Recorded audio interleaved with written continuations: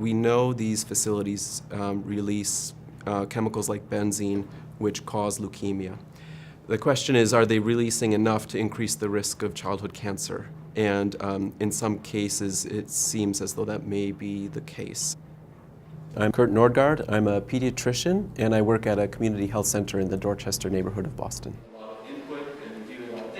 If people knew what I know about natural gas, we would all be moving away from natural gas as quickly as possible. There is actually an overlap between pipelines and human health, and a lot of that has to do with compressor stations. Compressor stations do release a significant amount of air pollution, and it affects all sorts of health outcomes like asthma, but even health conditions that we now know are related to air pollution, things like diabetes. There are several studies which have measured the pollution around compressor stations and have found elevated concentrations of formaldehyde, which is toxic and associated with cancer, elevated concentrations of particulate matter, and elevated concentrations of hazardous air pollutants.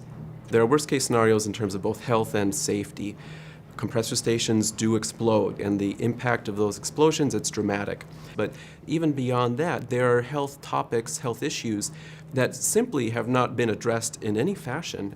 Now that we build these facilities closer and closer to people, this is a growing problem.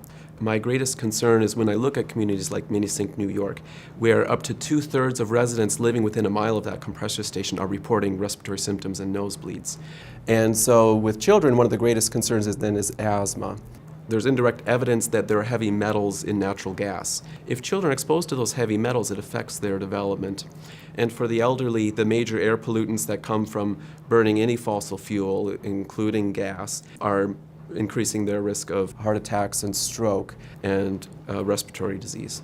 The least harmful pollution is the pollution that's never there to begin with. We need to go directly to renewable energy. We need to really push energy efficiency so that we can get rid of the need for pipelines in the first place. So the most important thing is to become involved with these issues. And it is challenging to stop a project like a compressor station, but it is possible. It has happened. We can find a better way.